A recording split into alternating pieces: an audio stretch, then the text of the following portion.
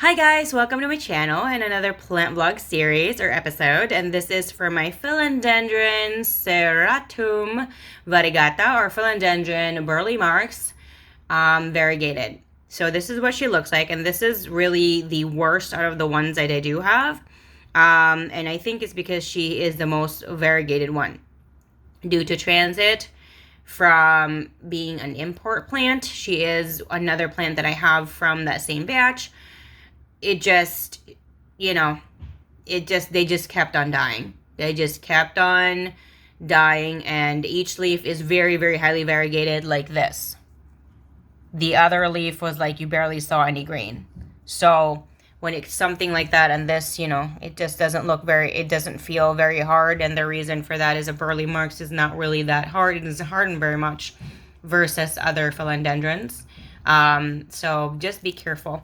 Now this one is new, and due to my my care, there is also a new growth right here and another new growth right there, right here. So she is acclimating. It's just very, very stressful.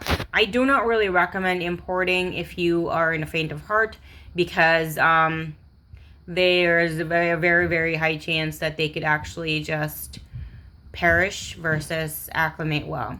So it's not really for the faint of heart. People recently, because I've shared some information to my friends and family, was asked, like, is that a good idea? And I said, you really have to be very patient, and they could just go at any time.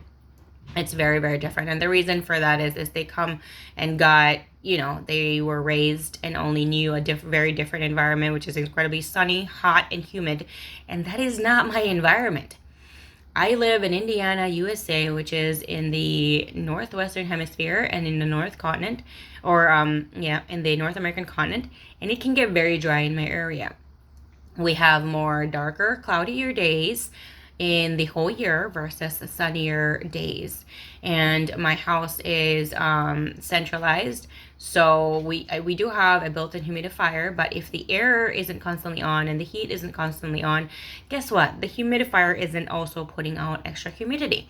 I do not provide extra humidifier for this particular plant. I do not spritz her. I do not mist her. I do not spray her at all. I don't really do that with any of my plants, because from what I've done that before, it's exhausting. And secondly, it also can be detrimental in some of the other plants. So I just kind of avoided it altogether.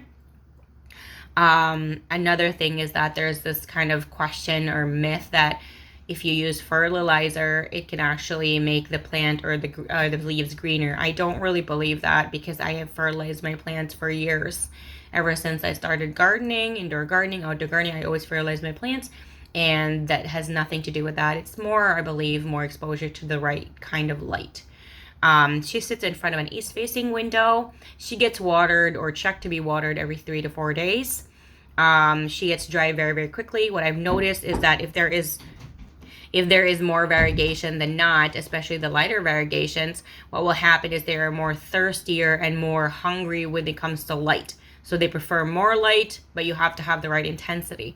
Because if you do a southern light or a western light, sometimes depending on your environment, some western and southern southern exposure can definitely be detrimental and can burn the leaves because of that midday sun. So you better be careful. A lot of philodendrons can't really tolerate southern exposure.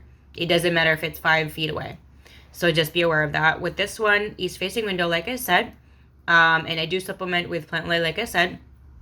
I do check to water, and if you're curious about what I do mix with my water, it will be linked in the description section as usual. And all the soil I use and all that good stuff. So if you want to chit chat about this particular plant, let me know down in the comment section below. I love hearing from you guys all the time. Thank you guys so much, and I'll see you guys again next time. Bye. Bye.